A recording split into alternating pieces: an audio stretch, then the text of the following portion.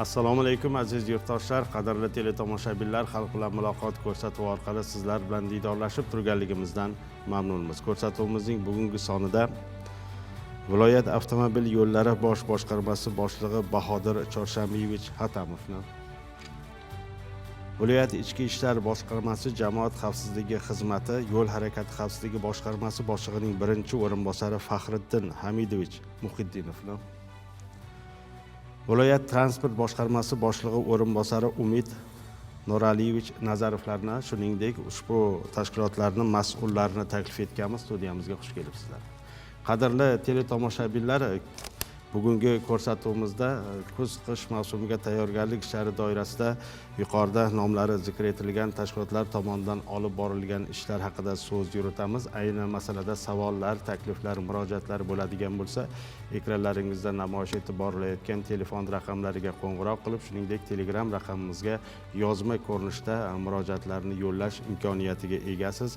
Albatta, ko'rsatuv jarayonida murojaatlaringizga mas'ullar tomonidan aniq asosiy javoblarni olishga harakat qilamiz va doimgidek yana bir bor eslatib o'tamiz hurmatli teletomoshabinlarimizga, agar siz qo'ng'iroq qilib bog'lanib murojaatlaringizni qoldiradigan bo'lsangiz, uni takroran Telegram raqamiga yozma ko'rinishda jo'natishingizga hojat yo'q. Boisi ko'rsatuvimiz to'g'ridan to'g'ri jonli ravishda efirga uzatilmoqda va bu jarayonda ko'rsatuvlar murojaatlaringizni tahrirlash va saralash imkoniyati bizda mavjud emas va ko'p ko'rsatuvlarimizda ayrim hollarda shunaqa holatlar bo'lyapti va bir fuqaroning qilgan murojaatini takror o'qishimizga to'g'ri kelib qolyapti va bu o'z-o'zidan bizni o'sha vaqtni nuqtai nazardan yutqazishimizga sabab bo'lmoqda. Bahodir Chorshambiyevich, keling dastlab sizdan boshlasak, yana o'sha kuz-qish mavsumiga tayyorgarlik doirasida bugun o'sha olib borilgan ishlar haqida qisqacha ma'lumot bersangiz marhamat. Assalomu alaykum, hurmatli yurtdoshlar, vatandoshlar. Albatta, Surxondaryo viloyat avtomobil yo'llar boshqarmasi tomonidan tizim tashkilotlarida kuz-qish mavsumiga tayyorgarlik bo'yicha yetarlicha tayyorgarliklar ko'rilgan va albatta xalqimizni yo'llarda harakat xavfsizligini ta'minlash maqsadida qish paytlari muzlamalarda harakatlanishni, harakat xavfsizligini ta'minlash maqsadida talay ishlarni amalga oshirganmiz. Bular Surxondaryo viloyatida umumiy avtomobil yo'llarini kuz-qish mavsumi bo'yicha 697 nafardan ortiq ishchi, xizmatchilardan iborat brigadalar jalb qilingan. Avtomobil yo'llarining xavfli uchastkalarida ishchilarga qulay sharoitlar yaratilib, ishlarni tashkillashtirib, dispetcherlik nuqtalari ham, aloqaga chiqish nuqtalari ham yaratganmiz. Bundan tashqari, yo'l bo'limlariga qarashli idoralarida barcha kuz-qish mavsumiga kuchaytirilgan navbatchilik brigadalari tashkil qilganmiz. Avtomobil yo'llarini tizim tashkilotlari xavfli uchastkalarga talab darajasida sirpanchiqqa qarshi qum, tuz, mayda chaqilgan tosh, tuz va qum-tuz aralashmasi hamda inert materiallar zaxirasi yaratilgan. Jumladan 3100 tonnadan ortiq qum-tuz zaxiramiz yaratilgan, 10 tonna ko'mir kuli va 50 tonnadan ortiq dizel yoqilg'ilari, bundan tashqari 5800 metr kub qum chaqilgan tosh aralashmasi zaxirasi yaratildi. Bundan tashqari respublika bo'yicha qish mavsumida avtomobil yo'llarida betalov yo'l xizmatlarini ta'minlash maqsadida quyidagi ishlar amalga oshirilyapti.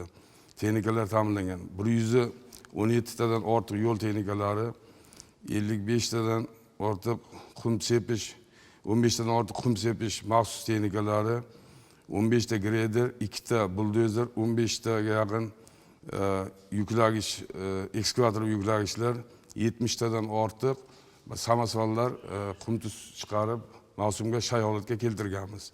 Bu albatta barcha korxonalarimiz, tuman idoralariga ushbu mavsumga tayyorgarlik bo'yicha kunigacha hammasini shaylikka tayyorgarlik ko'rib, seminar tarzida hammasi bilan ko'rib, o'zimiz nazoratga o'tkazib oldik. O'z navbatida avtomobil yo'llarining dovonlardan o'tgan qismlari bor. Bu Oqrobod dovoni, bu Chakchak dovoni ham deyiladi. Qashqadaryo bilan chegaramizda bu yerga ham alohida qum-tuz zaxirasi yaratdik. Umuman sharoit, ikkita qum sepish zamonaviy texnikasi, melkator deymiz, u ham ta'minlab berilgan. Ishchilarga ham sharoit yaratilib, dovonlarimizda bo'lgan qismlariga, yo'l bo'limlariga alohida qum tuz zaxiralar yaratganmiz. Bundan tashqari ishchilarimizni sovuqda bemalol ishlashi uchun 12 ta tumanimizda sendvichdan yo'l bo'limlarida ishchilarga sharoit yaratildi. Buni ichida albatta ishchilarga yotoqxona, issiq ovqatlanish uchun oshxona va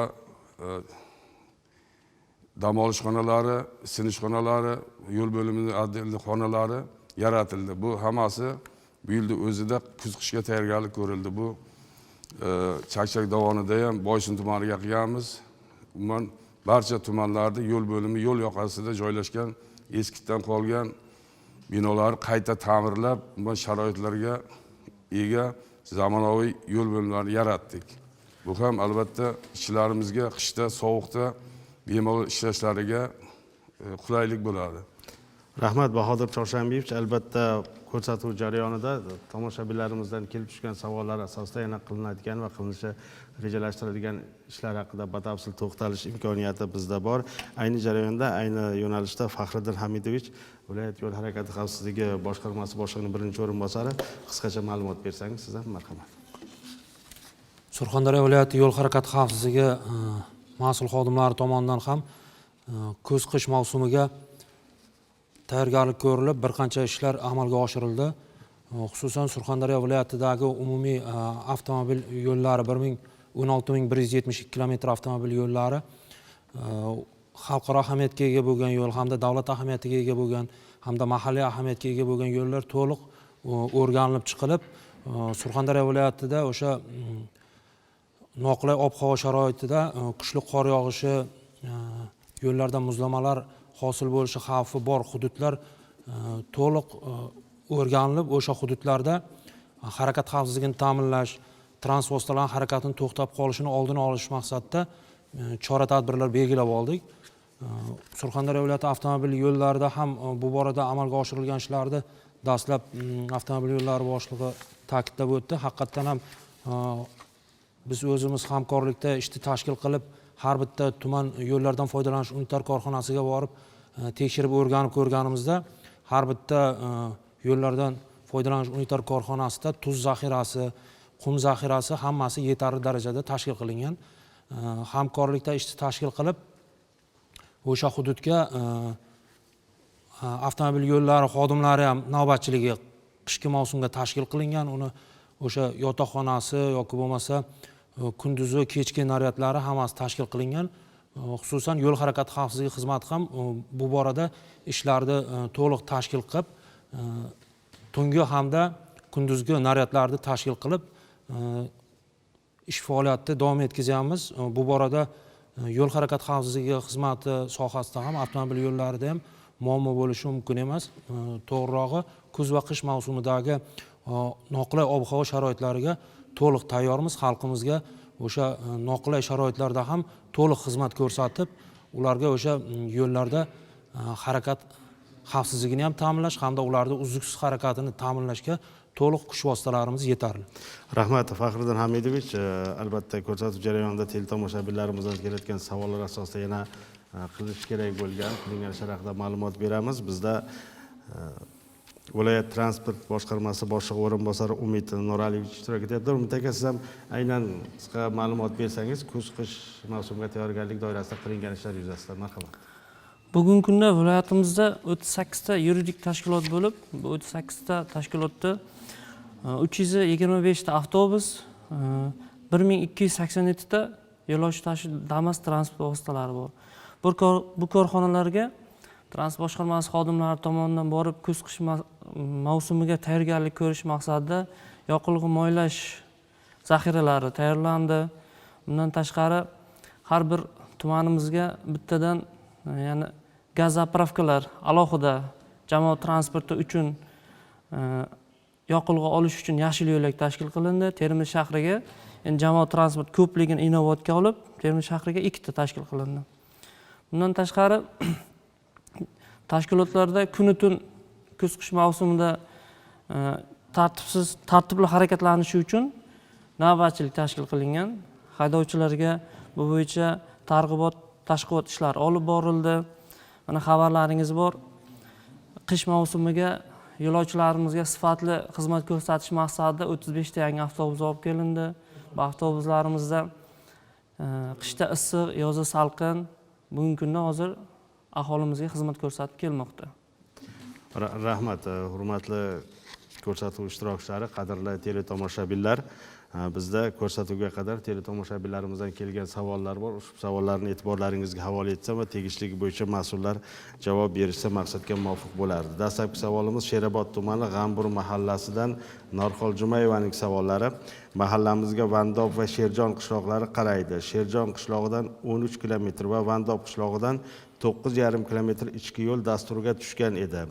Joriy yilning birinchi kvartalida ushbu yo'llarda ta'mirlash ishlari amalga oshirilishi kerak edi, ammo haligacha hech qanday ish bajarilmadi.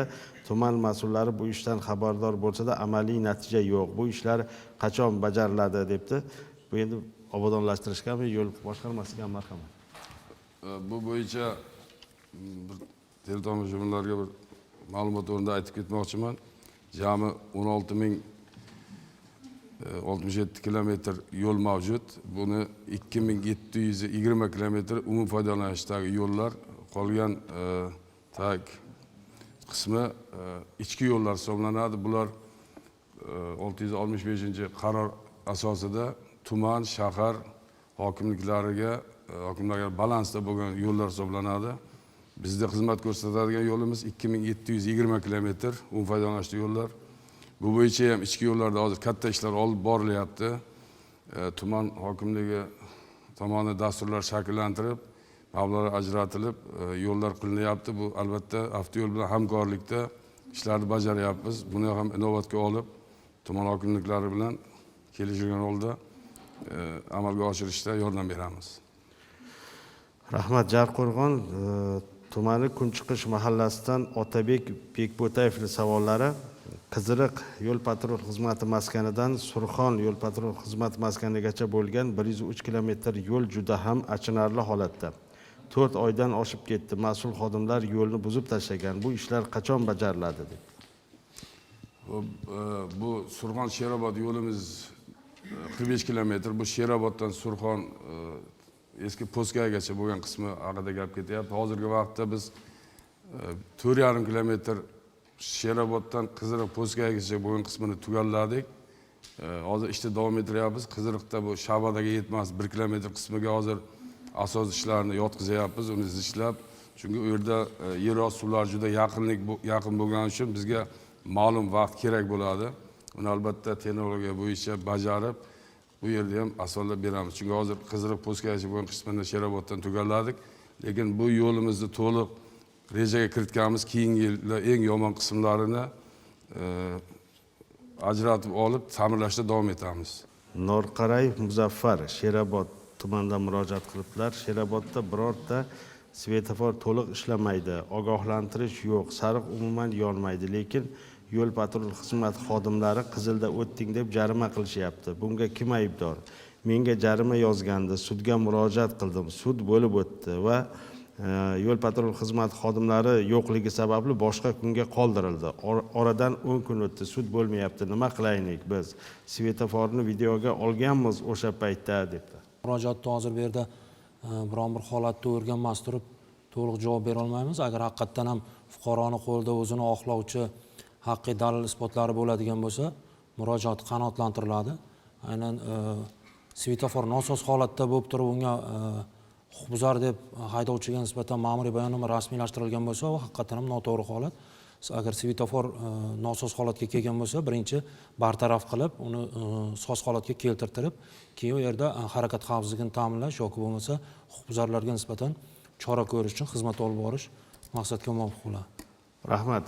Bizda hamkasblarimiz joylarda bo'lishib, tasvirlar, video lavhalar olib kelishgan. Hozir insonlarimiz iltimos qilamiz, dastlabki lavhani namoyish etishsa, va lavhada ko'tarilgan masalaga birgalikda javob bersak marhamat. Termiz shahri Yunus Rajabiy ko'chasida bir tomonlama harakatlanish belgisi qo'yilgan. Chorrahaga yaqin joylashgan uy-joylardan chiquvchi transport vositasi endilikda to'g'ridan-to'g'ri Chorrahaga o'ta olmay, balki aylanma yo'l orqali harakatlanishga majbur bo'lmoqda. Ustiga ustak Chorrahada 3 ta svetofor ishlamayapti. Shuning ikkitasi piyodalar o'tish joyida joylashgan. Yana tag'in yo'l belgilari daraxt shoxlari orasida ko'rinmay qolgan.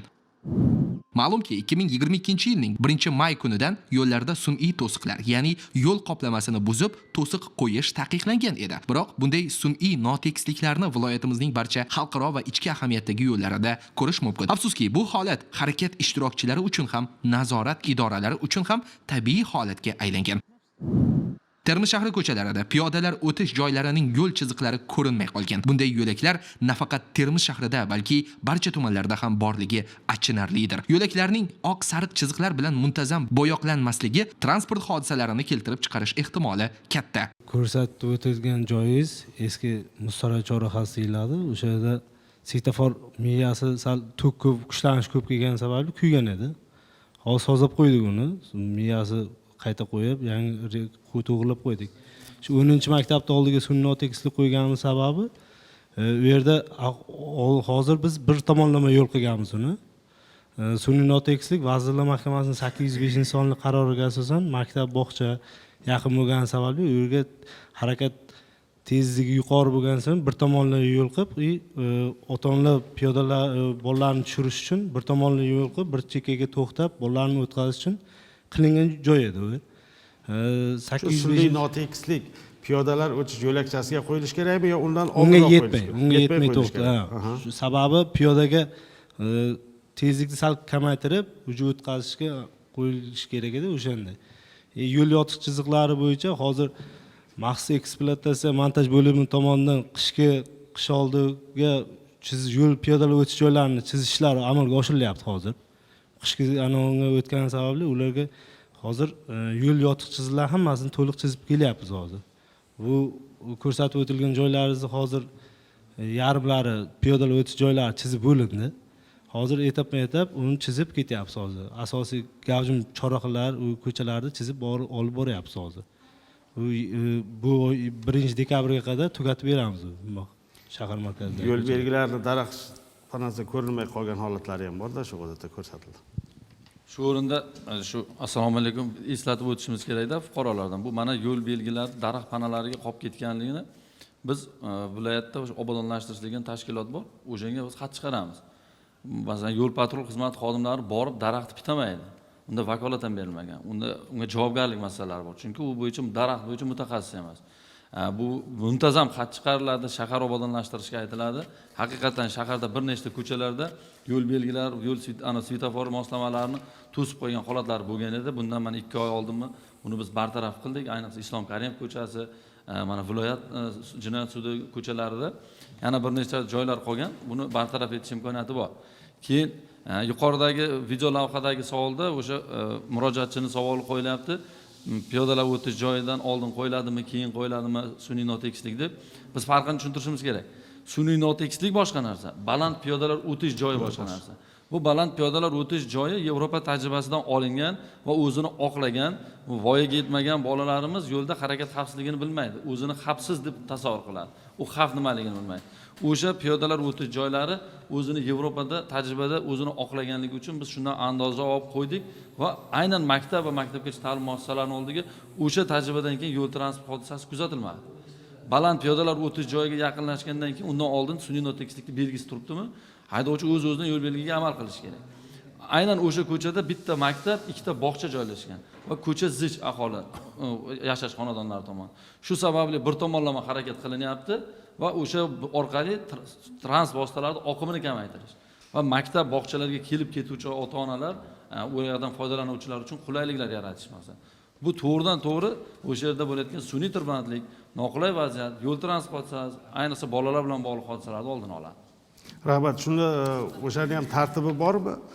Deylik, hamma maktabda oldida ham shunday sun'iy notekislik qo'yilmagan-ku. Masalan, hozir ko'chadan chiqadigan bo'lsak, 3-sonli yurtdagi maktab katta trassada joylangan bo'lsa ham sun'iy notekislik qo'yilmagan. Piyodalar o'tish yo'lachasidan oldin yo keyin. Lekin bu yerda qo'yilgan. Nima uchun qayerda qo'yilib, qayerda qo'yilmasligi kerak u? Bu sun'iy notekisliklar, baland piyodalar o'tish joylari yoki yo'llardagi ayrim to'siqlar o'rnatilish tartibi borda, davlat standart talablariga ko'ra. Masalan, xalqaro yo'llarda, magistral yo'llarda, davlat ahamiyatidagi yo'llarga ularni o'rnatib bo'lmaydi. Chunki u yerda tranzit harakati bo'ladi. Qo'shni davlat transport vositalari harakatlanadi. Biz hozircha ichki ko'chalar, mahalliy yo'llarda foydalanyapmizki, o'sha yerlarda biz avtoavariyalarni oldini olib, transport vositalari tezligini pasaytirib olsak, ana shu yerlarda sodir bo'layotgan yo'l transport vositasini qanchada bo'lsa oldini olgan bo'lamiz. Uni tartibi ham xuddi shunday belgilangan standartlarda. Rahmat. Biz yana teletomoshabinlarimizdan kelgan savollarga o'tamiz. Oltinsoy tumani Barkamol avlod mahallasidan Almardonov turg'unning savollari. Murojaatim shundan iboratki, Qiziltepa mahallasi Karvon ko'chasi juda abgor holatda. Bu borada juda ko'p marotaba murojaat qilganmiz. Yillar mobaynida, lekin hech kim kelib o'rganmagan va murojaatga javob ham bermagan. Iltimos, shu murojaatimizga amaliy yordam bersangiz debdilar. Endi bu ichki mahalliy hokimiyat balansdagimi yo yo'l qurilishini bilmadim, shuning uchun o'qib berdim. Ertaga odam jo'natamiz, arni kiritib javob nimasini beramiz. Muxlisimizni telefon raqamlari, hamma nimalari yozilgan, manzillari. Oltinsoy tumani yana Olmazor mahallasidan Turob bobo Eshmonovning savollari. Mahallamizga kiruvchi yo'l Oltinsoy tumani mahallasiga qarasa-da, yo'l Denov tuman hududi hisobida turadi. Ushbu yo'l abgor ahvolda, ta'mirlash masalasida amaliy yordam so'rayman deb. Murojaatni ham o'rganib ko'ramiz. Bu menimcha aytilayotgan yo'l Denovga ketish yo'li hozirgi kunda 111 kilometr Darbanddan Denovgacha bo'lgan yo'l bor. Hozir bu ikkita lotida ish ketyapti. 3-lot Oltinsoy bilan Denov hududi. Unga ham hozir ishlarni boshlangan. Tez fursatda ishlar boshlanadi. Chunki hozir ikkita lotda ketyapti Boysun territoriyada. 3-lotda ham ishlar ketadi agar shu yo'lda aytayotgan bo'lsa murojaatchi.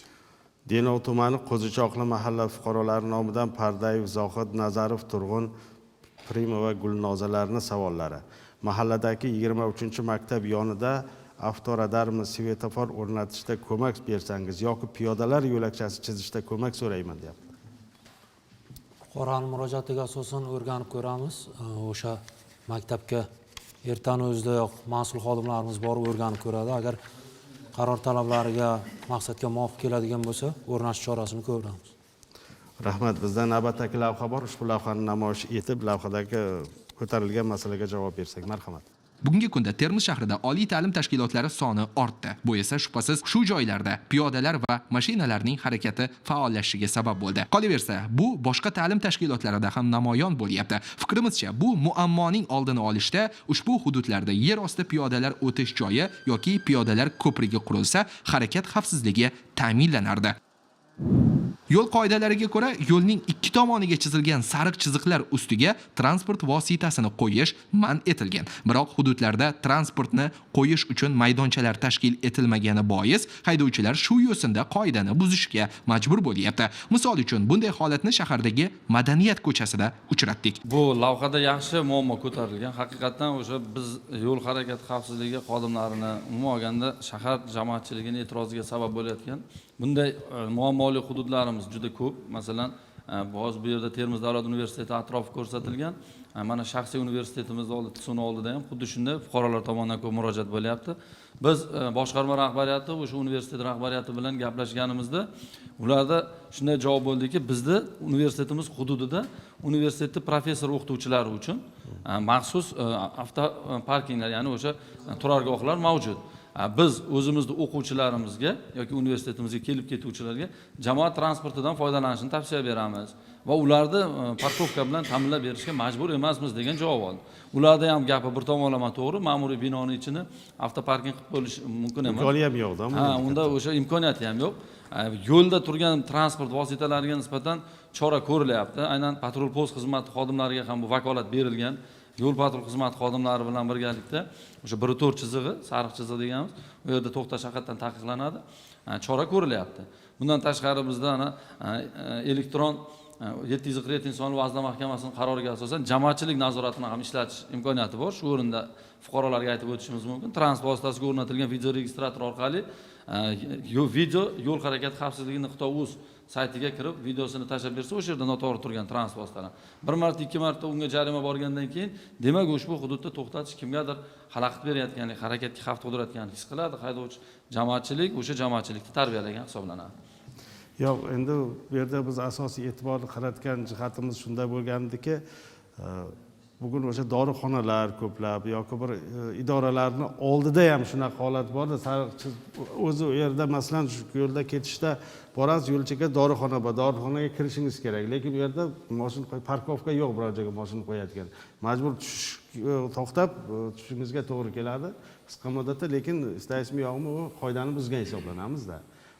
O'shalarni rejalashtirish jarayonida qanaqadir bu taraflarni ham hisobga olish kerakmi degan ma'noda aytyapman. Deylik, o'sha to'xtash boshqa joyga kirib to'xtab turish imkoni yo'q bo'lgan joylarga borib qo'yib 1 kilometr narigidan piyoda kelish taqozo qiladigan joylarga balki Tirbandlik masalasi bilan transport vositalarini shahar hududida ikkinchi lavhamiz bu tomonda edi.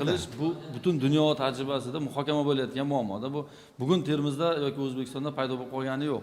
Rivojlangan davlatlarda ham aynan mana shu muammo ko'tarilyapti. Shuning uchun ular o'z tadbirkorlariga o'sha avtoturargohlar, shahar ichida ko'p qavatli avtoturargohlar, yer osti avtoturargohlarini qurishlari uchun bir qancha ligotalar yaratib berilyapti, imkoniyatlar, qanaqadir soliqlardan ozod etish.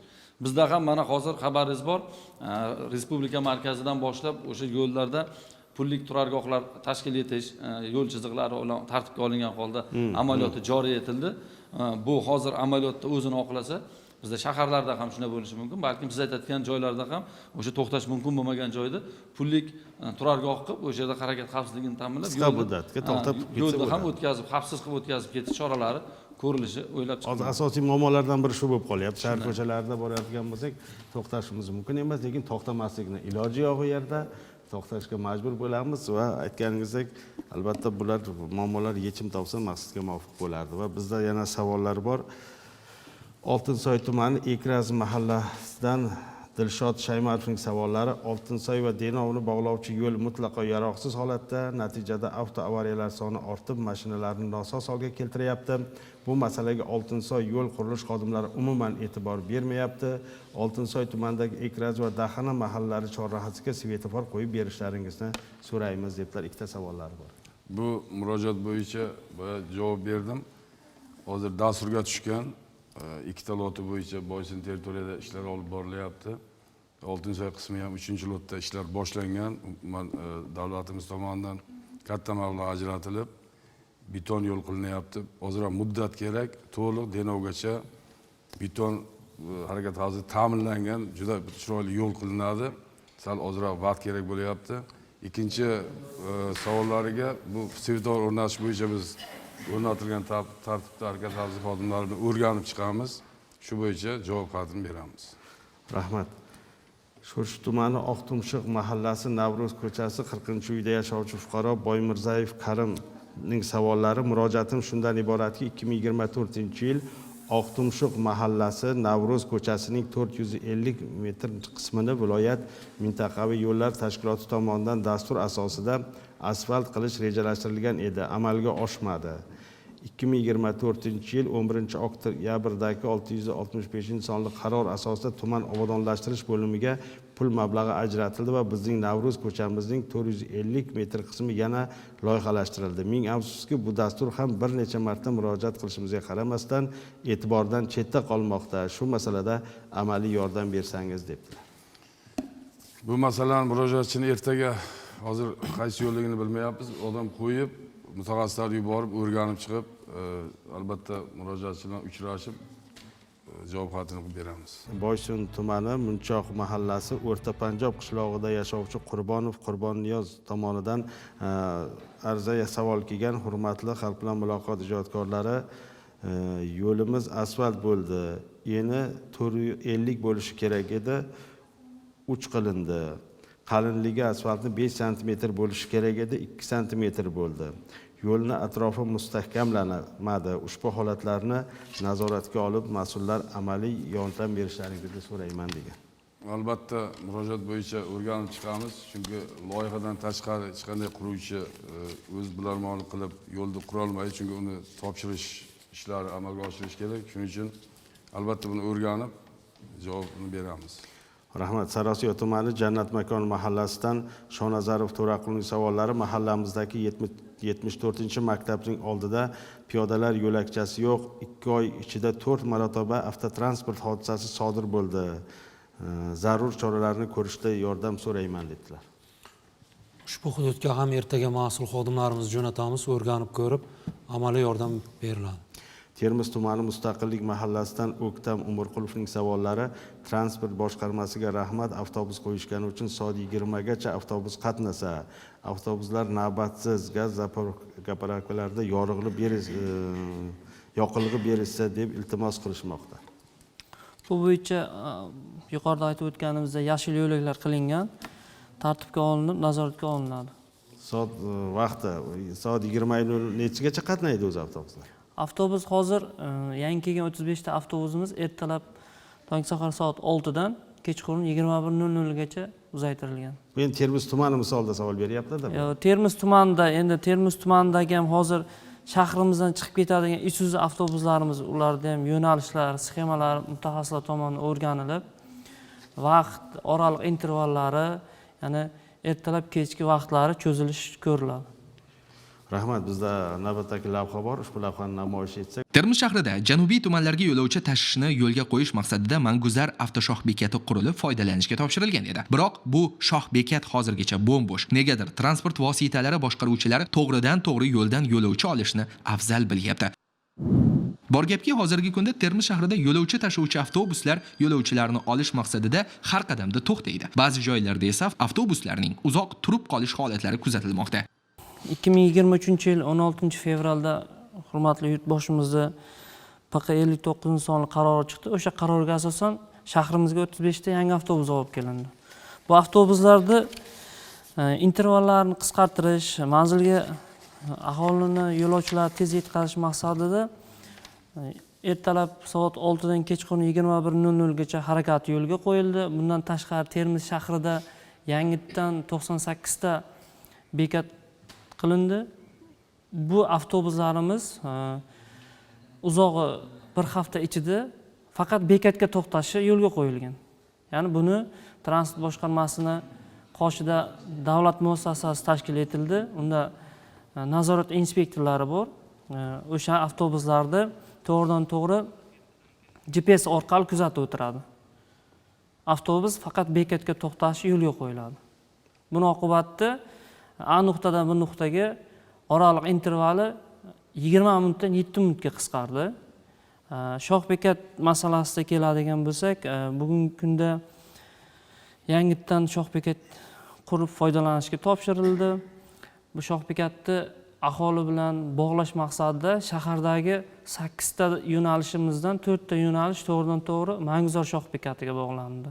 Ya'ni ichki ishlar yo'l harakati xavfsizligi xodimlari bilan transport nazorati inspeksiyasi hamkorlikda ishlar olib borilib, noqonuniy, ya'ni sun'iy pitaklar tashkil qilib olgan haydovchilarni o'sha shoh bekat orqali harakatlanishi bugungi kunda yo'lga qo'yilmoqda.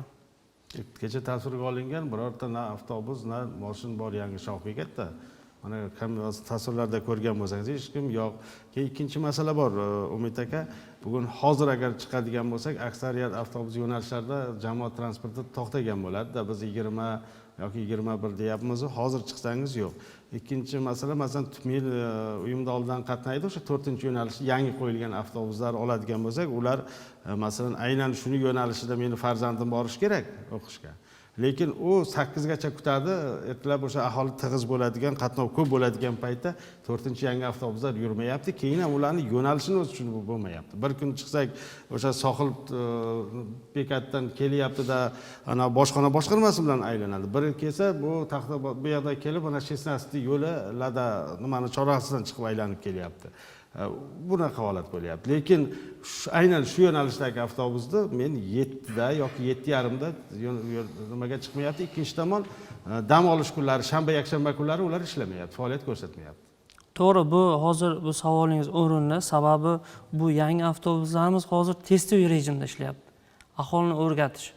Bitta siz emas, hozir aholimiz to'g'ridan ko'p murojaatlar bo'lyapti bizga. Sababi hozirgi kunda bu yangi avtobuslarimiz testov rejimga ishlaganiga eski yo'nalishlar ham yurib turibdi-da. dekabr 1-chisidan bu yangi aytgan tizimimiz ishga tushadi. Ertalab 6 dan kechqurun 21:00 gacha bu harakati yo'lga qo'yiladi. Aniq, shunisi. Aniq. Rahmat Surxondaryo Sho'rchi tumani Fayoztepa mahallasidan Alimov Ismoilning savollari: Sho'rchi katta chorrahasidan Oltinsoy tomon yurish ertalabki paytda 2 soat tirbandlik bo'ladi. Har kuni yo'lni nazorat qiladigan yo'l harakati xavfsizligi xodimlari umuman yo'q debdilar. Ushbu hudud Sho'rchi tumani hamda Oltinsoy tumanini bog'lovchi yo'l haqida gapirilyapti. Ushbu hududga yo'l harakati xavfsizlik xizmati xodimlari naryadini yaqinlashtirganmiz haqiqatdan ham. Bor. Ertalabki vaqtga ko'proq yo'l patrul xizmati xodimlari maktablarda o'sha maktab o'quvchilarini harakat xavfsizligini ta'minlash maqsadida maktab oldida bo'ladi. O'sha maktabga kirish bo'lgandan so'ng qolgan hududlarda harakat xavfsizligini ta'minlashga yo'naltiriladi. Murojaatchi tomonidan berilgan o'sha hududda ham o'rganib, o'sha tirbandliklarni oldini olamiz. Jarqo'rg'on tumanidan kelgan ushbu savol: Jarqo'rg'on tumani markazidagi masjid minorasiga 3-4 yil bo'ldiki, aylanuvchan kamera o'rnatilgan bo'lib, atrofdagi ko'chalarda noto'g'ri to'xtagan avtomobillarga jarima yozmoqda. Masjid aslida ezgulik va saxovat, yaxshilik, mehr-oqibat ulashadigan joydir. Bundan tashqari Vazirlar Mahkamasining yaqinda bir qarorini o'qib qolgandim.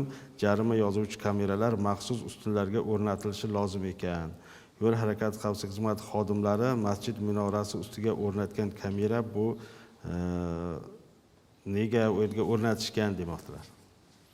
U Vazirlar Mahkamasining 232-sonli qaroriga asosan o'sha alohida stolbalarga o'rnatilishi kerak bo'lgan radarlarimiz u Vazirlar Mahkamasining 232-sonli qarori asosida tashkil qilinishi kerak. Bu Jarqo'rg'on tumanidagi kamera Vazirlar Mahkamasining 747-sonli qaror talablari asosida o'sha huquqbuzarlik sodir etgan shaxslarni aniqlab 120 sekundlik huquqbuzarlik tasviri olingan video lavhaga yo'l harakati xavfsizligi mas'ul xodimlari ko'rib chiqib, huquqbuzarga nisbatan chora qo'llanayapti. Bu yerda bitta narsani ajratish kerak. O'sha murojaatchi tomonidan Vazirlar Mahkamasining 747-sonli qarori bilan 232-sonli qarorini talabi bor. U talabda unaqa temir ustunga o'rnatsin yoki boshqa bir talablar qo'yilmagan. Unda haqiqatan ham tezlikni o'lchovchi moslamalarda xalqaro avtomobil yo'llarida mana o'rnatib kelganmiz. O'sha hududlarda o'rnatilayotgan tezlikni o'lchash moslamalari Vazirlar Mahkamasining 232-sonli qaror talablari asosida tashkil qilinib, o'sha ustunga o'rnatilyapti. Belgilangan ustunga, Xuddi shunday. Rahmat. Muzrabot tumani Chegarachi mahallasidan Allaberdi Ortiqov Muzrabot tumani markaz va mahallamizni bog'lovchi yo'l ta'mirtalab holatiga kelib qolgan. 2018-yildan buyon murojaat qilamiz, natijasi yo'q. Iltimos ijobiy hal etib beringlar debdilar. Bu yo'l bo'yicha bu yil ham ancha ishlar olib borildi. Adashmasam 8 ta ko'prigi juda nosaz ahvolda edi. 8 ta ko'prik mana 3-4 yil ichida yangilandi. Bu yilga dasturga qo'yish planimiz bor. Hozir berganmiz. Chegarachigacha bo'lgan yo'llarda boyaga buzib tosh qilingan qismlari bor. Uni bu yil rejaga qo'yib to'liq asfaltlab beramiz. Uni dasturga kiritamiz bu yil. Qumqo'rg'on tumani Sheroziy mahallasidan Feruza Eshonqulova mahallamizdagi maktab va to'yxonaning oldida svetofor o'rnatib bersangiz, juda ko'p avtotransport hodisasi sodir bo'lmoqda. Iltimos nazoratga oling debdilar. Svetofor bo'yicha endi albatta yo'l harakati xavfsizligi xodimlari bilan birgalikda uni o'zining talablari bor. O'rganib, albatta agar to'g'ri kelsa, uni o'rnatishda amaliy yordam qilamiz. Rahmat. Bizda navbatdagi lavha bor. Ushbu lavhani namoyish etsak va lavhada ko'tarilgan masalaga birgalikda javob bersak. Marhamat. Yo'llar ravon, soz bo'lsa, manzilimizga tez va qiyinchiliklarsiz yetib boramiz. Ammo shaharning Ma'rifat mahallasi, Islom Karimov ko'chasidan o'tgan yo'lning qoq o'rtasida paydo bo'lgan chuqurcha qurilish chiqindilari bilan to'ldirilgan. Qarangki, harakatlanayotgan avtomashinalar undagi chiqindilarni har yonga sochib yuborgan. Yangilanayotgan Termiz shahri uchun bu holat juda ham xunuk manzara kasb etadi. Termiz shahridagi aksariyat avtomobil yo'llarida suvoqova hamda kommunikatsiya tarmoqlarini qurish, ta'mirlash ishlari bahonasida yo'lning asfalt qoplamasi buzilmoqda. Misol uchun, Ma'rifat mahallasi Ibn Sino ko'chasida 3 oydan buyon nosozlik sabab quduqdan suv oqib yotibdi. Bu holat asfalt qoplamasiga va piyodalar hamda transport harakatlanishi uchun noqulaylik vujudga keltirgan. Bugungi kunda shaharda ko'plab mahallalarga kiraverish joylarida arkalar qurildi. Lekin eni atiga 2 metrgacha bormaydigan bu qurilmalar transport harakatlanishiga jiddiy xalaqit qilmoqda. Holbuki mashinalar yo'lga sig'maganidan ustunlarni aylanib o'tishga majbur bo'lyapti. Bunday holatni Do'stlik, Ma'rifat, Bog'zor va boshqa mahallalarda kuzatish mumkin. Hozir lavhada ko'rgan yo'llarimiz shahar yo'llari. Bu 665-qarorga asosan shahar obodonlashtirish balansida bo'lgan yo'llar haqiqatan ham ular hozir ta'mirlash ishlarini olib boryapti, lekin shunday ta'mir talab joylari ham bor. Bu suv chiqayotgan joy bizda umumiy foydalanuvchi yo'llarga ham kuzatilyapti. Haqiqatan ham shahar suv tizimi ancha yillar oldin qurilgan, nosozliklar juda ko'p kuzatiladi. Bu suvoq havo tashkilotlari tomonidan bartaraf qilingandan keyin obodonlashtirish yoki avtoyo'l xodimlari tomonidan yo'l qayta tiklanyapti. Ertaga yana joyida o'rganib murojaatchiga tegishli tartibda javobini aytamiz. O'zingizni tanishtirmadingiz. Men Termiz tuman avtomobil yo'llardan foydalanish korxonasi direktori Tilloyev Tojiddinman. Tohir aka, endi mana hozir ushbu jarayonda ko'rdik, yo'lni endi boshqarish, yo'lga qarash endi baribir avtomobil yo'llari boshqarmasinikida u suv chiqib buzilaversa, yana ta'mirlayversa mablag' ketadi-ku bu tashkilotga o'ziga zarar-ku, bunday xalqona qilib aytganda, oddiy qilib aytgan jaydarchiga zarar-ku. Buni esa 3 oydan beri qilmaysan deb uni agar bartaraf etmaydigan bo'lsa, u bir kerakli tashkilotlarga ular haqida bir murojaat qilish imkoniyati yo'qmi? Bor, haqiqatdan ham murojaat ham qilinyapti. Yo'lni sizdan so'raydi, undan so'ramaydi. Xohlagan payt kelib suvni yopishi mumkin suvoq. Shunday yo'l uchun haqiqatdan ham yo'l uchun biz javobgarmiz, lekin uni tagidan 3 metr yo 4 metr pastdan o'tgan quvurni ochib ta'mirlamasa va teshigini yopmasa, biz yo'lni ta'mirlay olmaymiz. Bu haqda birinchi navbatda misol uchun harakat xavfsizligi boshqarmasi bilan hamkorlikda ishlaymiz.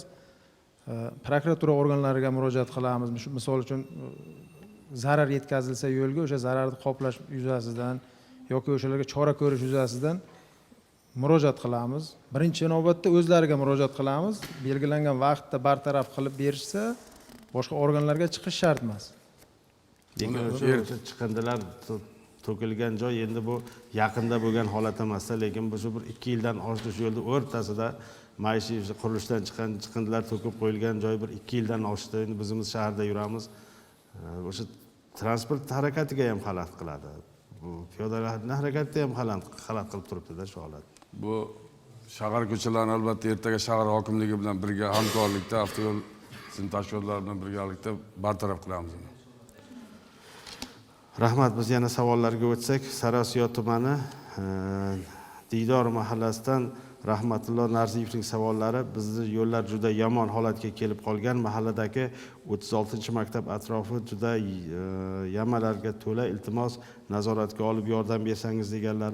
Oltinsoy tumani Ovchi mahallasidan Asror Boboqulov: Oltinsoy Chorrahadan Denovgacha bo'lgan yo'l ta'mirtalab holatga kelib qolgan, juda katta yamalar bor, harakatlanib bo'lmaydi. 6 oydan buyon murojaat qilamiz, natija yo'q debdilar. Angor tumani Talloshqon mahallasidan Safar Bobo Abdullayevning savollari: mahalla ko'chasi 3,5 kilometr yo'l asfalt bo'lishi kerak edi. Davlat byudjetidan pul ajratilgan, lekin asfalt qilishmayapti. Yordam berishlaringizni so'raymiz debdilar. Surxon mahallasidan Ismatov Amir Bobo: 2022-yil 2013-yil tug'ilgan nabiralarim mashina urib ketgan. Sog'lom nevaram birinchi guruh nogironi bo'lib qoldi. Murojaatimizni hech kim eshitmayapti. Urib ketgan shaxs xabar olmaydi. Amaliy yordam berishingizni so'rayman deganlar. Oltinsoy tumani Olmazor mahallasidan Alisher Kamolovning savollari: Denov M14 yo'li o'tgan ushbu asfalt yo'l tosh yo'lga aylanib qolgan. Denov ham Oltinsoy ham ta'mirlamayapti. Ochiq byudjetga ham tushira olmayapmiz. Yo'l Denovga qarashli, hudud esa Oltinsoyga qarashli. Ta'mirlashda yordam bering debdilar. Oltinsoy tumani Olmazor mahallasidan Panjiyev Abdusamad: mahallamizda Denov tumaniga tegishli ko'cha bor. ta'mirlash bir necha bor tashabbusi byudjetdan yutdik. Ko'chalar asfalt bo'ldi, faqat Denov tumaniga qarashli bo'lgan ko'cha qolib ketyapti. Iltimos shu ko'chani ta'mirlab bersangiz yoki shu ko'chani Oltinsoy tumaniga o'tkazib bering debdilar. Sarosiyo tumani Digdor mahallasidan Murodulla Ismoilov: qishlog'imizda 1,5 kilometr yo'l juda yomon holatga kelib qolgan. Maktab bor, piyodalar yo'lakchasi yo'q. Iltimos yordam bersangiz debdilar. Bu savolni o'qidik. Adashmasam Denov tumani Boysun tumanigacha bo'lgan yo'l tugab ketgan. 4-5 kundan avtomobillar ta'mirtalab bo'lib qolyapti debdilar. Denov tumani Hazarbog' mahallasidan Rustam Qodirov. Angor tumani Talashqon mahallasidan Eshtemir Xo'shboqov: Mustaqillik ko'chasi juda yomon ahvolda, ta'mirlab berish uchun murojaat qilganmiz. Asfalt qilib berish uchun kambag'allikdan farovonlik sari dasturiga tushgan, pul ajratilgan, lekin amalga oshmayapti. Yana boshqa ko'chalarga ham shag'al to'shalmagan. Amaliy yordam berishlaringizni so'raymiz debdilar. Oltinsoy tumani Olmazor mahallasidan Husan Boboqulov: mahallamizdagi kanalgacha bo'lgan yo'l 30 yil oldindan beri ta'mirlangan yo'q, juda og'ir ahvolda, amaliy yordam berishlaringizni so'raymiz deganlar. Vaqtimiz kamligi sababli barcha savollarni bir-biriga o'xshash va takrorlaydigan savollar bo'lganligi uchun bir varakayiga o'qidik. Bundan tashqari lavhalarimiz bor va hozir lavhani namoyish etsak va lavhada ko'tarilgan masalaga javob bersak, albatta keyingi vaqtga qarab savol mualliflariga umid javob qaytaramiz. Marhamat.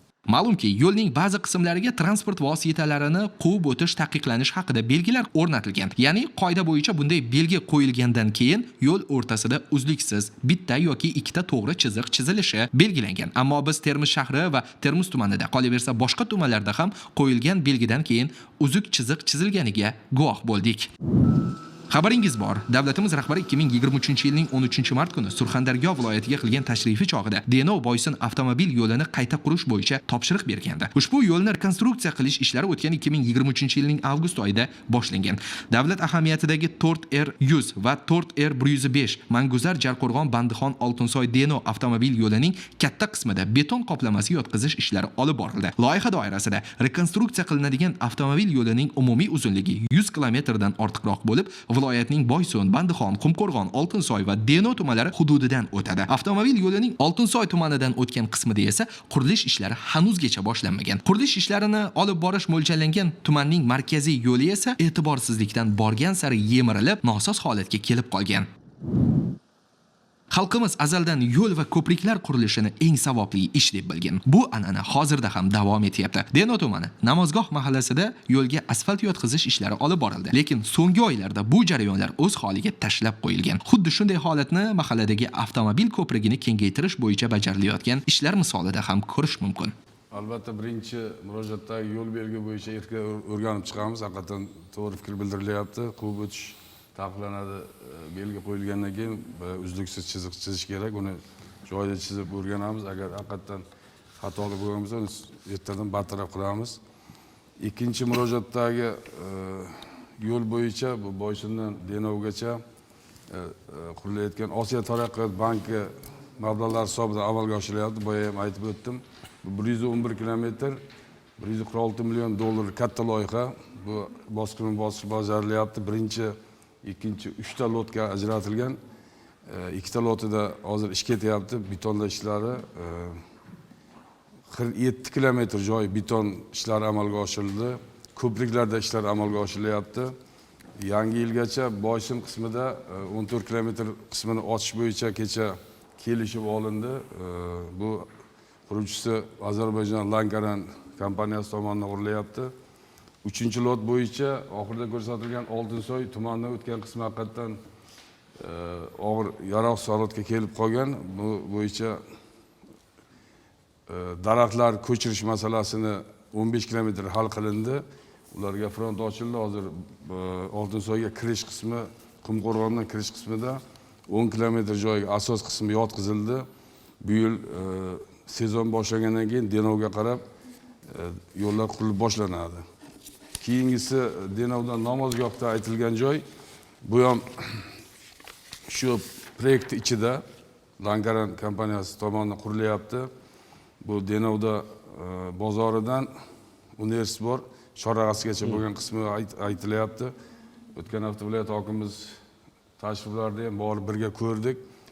Lankaran rahbarlarini chaqirib, haqiqatan 200 metr joy qolib ketgan, ko'prikka ulanadigan qismi tosh holatda qolib, changib yotgan ekan. Topshiriq berildi. Ular hozir bu bo'yicha ishlayapti.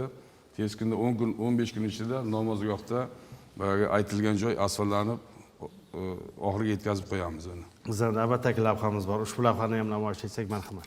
Qumqo'rg'on tumani Ko'ganli mahallasi markazidan o'tuvchi Darband-Boysun-Elbayon davlat ahamiyatidagi yo'lning 73-kilometridagi Ko'ganli mahallasi markazidagi chorrahaga svetofor o'rnatish haqida mahalla ahli murojaat yo'lladi. O'rganishdan keyin 3-4 oydan beri bizga svetofor qo'yishni va'da qilib, 10 kundan keyin qo'yamiz, 20 kun oxiri bizda mablag' yo'q deb qo'yish svetofor qo'yib bermaydigan bo'ldi. Lekin bu yo'lga, bu chorrahaga svetofor juda ham kerak. Necha marta avtoavariya holatlari bo'ldi. Ularning oldini olish maqsadida albatta mana shu svetofor qo'yish kerakligini biz viloyat hokimidan iltimos qilganmiz, mahalla oqsoqollari, lekin natija bo'lmadi. Svetofor qo'yib berishda amaliy yordam berishlaringizni so'raymiz. Bu bo'yicha o'rnatilgan tartibda o'rganamiz. Agar ma'qul topilsa, o'rnatib beramiz buni. Hozir ko'rdik, bu bo'yicha shug'ullanaman o'zim. Chunki maktab bor ekan, sanlarroqqa o'quvchilar o'tyapti. O'zim talablari bor. Yo'lakchasi ham yo'q-da. Talablari bor. Agar talabga rioya qilingan holatda bo'lsa, normativga to'g'ri kelsa, qo'ydirib beramiz. Rahmat. Bizda savollar ko'p. Vaqtimiz esa yakuniga yetib boryapti. Shu savollarni birdaniga o'qib eshittirsak, chunki vaqt sarflab vohadoshlarimiz murojaat qilishgan. Boysun tumani Chilonzor mahallasidan Shuhrat Shernazarov M39 yo'lida piyodalar o'tish joyi bor edi, hozir yopib tashlashdi. Hozir fuqarolar bardiyorning ustidan oshib o'tyapti. Iltimos shu yo'lni ochib bersangiz debdilar. Oltinsoy tumani Duoban mahallasidan Ismoil Abduvohidov tumanimizdagi katta chorraha bor, Duoba va Ekraz mahallalardagi chorraha, ammo svetofor yo'q. Iltimos shu masalada yordam bersangiz debdilar. Muzrabot tumani Yurtim Jamoli mahallasidan fuqarolar nomidan Muzrabot tumani va Termiz shahri o'rtasiga avtobus qatnovini qo'yib bersangiz debdilar. Qumqo'rg'on tumani Arislonboyli mahallasidan Abdumo'min Jumayev tumanimizdagi temir yo'l kesishmasini 700 metr uzoqroqqa ko'chirish kerak edi. Ishlar to'xtab qoldi. Bunga sabab nimada? Ma'lumot bersangiz debdilar. Ozod mahallasidan Jabborov Alisher mahallamizdagi 18-maktabning oldida sun'iy to'sama o'rnatishda amaliy yordam bersangiz. Shu yerda juda ko'p avtotransport hodisalari bo'lmoqda debdilar. Uzun tumani Yangikuch mahallasidan Botir Jumayev mahallada chorraha bor. U yerdan maktabga, bog'chaga farzandlarimiz o'tadi. U yerda piyodalar svetofor yo'q, svetofor o'rnatib berishda yordam so'rabdilar. Sarosiyo tumani Afrosiyob mahallasidan Eldor Malikov tuman ichki ishlar tashkiloti va yo'llarda maktab oldida piyodalar yo'lakchasi yo'q. Shu sababli YPX xodimlari bilan kelishmovchilik yuzaga kelyapti. Lekin piyodalar yo'lakchasi chizig'i umuman ko'rilmaydi. Asfalt yangi yotqizilgan. Piyodalar yo'lakchasi chizilmagan. Amaliy yordam berishingizni so'rayman debdilar. Qiziriq tumanidan To'rayev Hayitmurod Qorasuv mahallasidagi Jarqo'rg'on tumaniga o'tuvchi yo'l bor. Bu yo'ldan og'ir yuk mashinalari yurishi mumkin emas. Og'ir yuk mashinalari yurib yo'lni og'ir ahvolga keltirgan. 1 yil oldin yangi ta'mir qilingan edi. Lekin yuk mashinalari yo'lni buzyapti. Yuk mashinalarini yurmasligini ta'minlab berishingizni so'raymiz debdilar. Qiziriq tumani Hamkon mahallasidan Eshdavlatov Gulmirza 1 yil oldin notarius orqali mashina sotganman. Mashina olgan kishi raqam almashtirmadi. Shu sababli jarima menga kelyapti. Pensiyamdan olib ketyapti. Pulni kimdan undirib olishni bilmayapman. Kimga murojaat qilishim kerak debdilar. Bu savolga balki bir tushuntirish beramiz qisqa. Telegramga kelgan savollarimiz bor. Men Turdaliyev Salohiddin Qodir o'g'li Oltinsoy tumanida yashayman. Oltinsoy tumani markazida olib chiquvchi ko'chada soat kechqurun 23:30 lardan keyin yengil mashinalar poyga o'ynaydi. Iltimos mutasaddi rahbarlar yordam bersalaring debdilar. Ikkinchi savol. Assalomu alaykum. Men Oltinsoy tumani Baxshivor 2 mahallasi Boda havo qishlog'idan Pardayev Isomiddin. Meni murojaatim shulki, So'fi Olloyor ziyoratgohini oldida Qo'tir buloqqacha bo'lgan yo'lga yurib bo'lmaydi. Shu yo'lni asfalt qilib berishlaringizda yordam so'rayman debdilar. Assalomu alaykum. Uzun tumani Serharakat mahallasidan Hasanova Manzura davlat ahamiyatga ega bo'lgan katta yo'l yoqasi aholi tomorqasiga qo'shilib, ariq bo'lgan katta yo'lda piyodalar yo'lagi yo'q bo'lgan. Qish va boshqa vaqt maktablarga boradigan bolalar usti-boshi ho'l va loy bo'ladi. Bunga chora bormi debdilar. Boysun tumani Chilonzor mahallasidan M39 yo'lida o'rnatilgan bardiyor qabriston Chilon ota qabristoni oldida piyodalar yo'li bor edi. Shuni yopib tashladi. Qariyalar betondan o'tishi qiyin bo'lyapti. Ochib berishda yordam so'rayman debdilar. Salomiy Pirnazarov Ilnur Termiz tumanida turaman. M39 yo'lidagi Uchquzildan Termiz shahriga burilish yo'lagi beton to'siqlarini qachon olishadi debdilar. Assalomu alaykum. Men Termiz shahri Guliston mahallasidan Nazarov Bobirman. Mening taklifim shahar avtobuslariga GPS o'rnatilgan bo'lsa, fuqarolar ularni kuzatib borishi uchun ilova ishlab chiqilsa ancha qulay bo'lar edi debdilar. Sherobod shahrida Soliq va aloqa banki, Xalq banki o'tish joyida zebra chiziqlari bor edi. Yo'limiz rekonstruksiya bo'lganligi uchun zebra chiziqlari ham va palasi ham mavjud emas. Hamda xalq qabulxonasi, moliya, ijtimoiy himoya bor, ammo zebra chiziqlari mavjud emas. Hamda yo'l belgisi bilan qo'yib berishingizni so'rayman. Oqtepa mahallasidan Husan Jo'rayev savol. Assalomu alaykum hurmatli ochiq ko'rsatuvchilari. Savolim quyidagicha. 4E100 avtomobil yo'lining 56-57 kilometr oralig'ida ko'prik davlat dasturi asosida kengaytiriladimi? Avtomobil yo'lining 56-57 kilometr oralig'ida chorraha svetofor o'rnatiladimi? Hamkon mahalla fuqarolar yig'inida 80-90 nafar o'quvchi Gulobod mahallasida joylashgan maktabga qatnaydi deb savol berdilar. Assalomu alaykum hurmatli boshliqlar. Iloji bo'lsa bir qizinglarchi nima gunohi bor ekan? Sariosiyo tuman Dashnobod qishloq fuqarolar yig'ini Bo'yrapo'sh mahallasi Yangihayot shaharchasini ayni xalq bilan muloqot boshlanish chog'ida svetni o'chirib qo'yishi savollar bo'lishi mumkin edi debdilar. Endi bu bugungi sudiyamizda ishtirok etgan mas'ullarga tegishli emas. Bundan tashqari vaqtimiz ancha yakuniga yetdi va biz 5 daqiqadan ko'proq belgilangan vaqtdan o'tib ketdik. Bugun sudiyamizga tashrif buyurganlaringiz va savollarimizga bergan javoblaringiz uchun minnatdorchiligimizni bildirib qolamiz. Savollar kelishda davom etyapti hozir ayni paytda ham va ko'rsatuvdan so'ng savollar albatta sizlarga taqdim etiladi ertaga va ishonchimiz komilki bugun ko'p savollarga alohida bir to'xtalib javob berish imkoniyati bo'lmadi bizda. Agar mas'ullar, mutasaddilar shu sizlar rahbarlaringda bog'lanib fuqarolar bilan bir amaliy yordam bersa yoki huquqiy tushuncha bersa maqsadga muvofiq bo'ladi. Chunki ancha qiziq savollar kelganda va shu o'rinda bittagina savolga vaqt o'tgan bo'lsa ham qisqa javob berib olsak, boyagi mashina sotgan masalasi bo'yicha. O'qib beraymi, yodingizda qoldimi? Yo'q, tushundim. Savolingizni eshitdim. Murojaatchi tomonidan to'g'ri e'tiroz bildirilgan. Sababi maxsus avtomatlashtirilgan foto va video qayd etish moslamalari orqali aniqlangan huquqbuzarliklar transport vositasini mulkdoriga qaratiladi. Aynan o'sha fuqaro bilan bog'lanib, haqiqiy holatda huquqbuzarlikni sodir etgan shaxs aniqlanib, unga nisbatan jarima qarorini qaratilishini yo'lga qo'yamiz, nazoratini olamiz. Rahmat.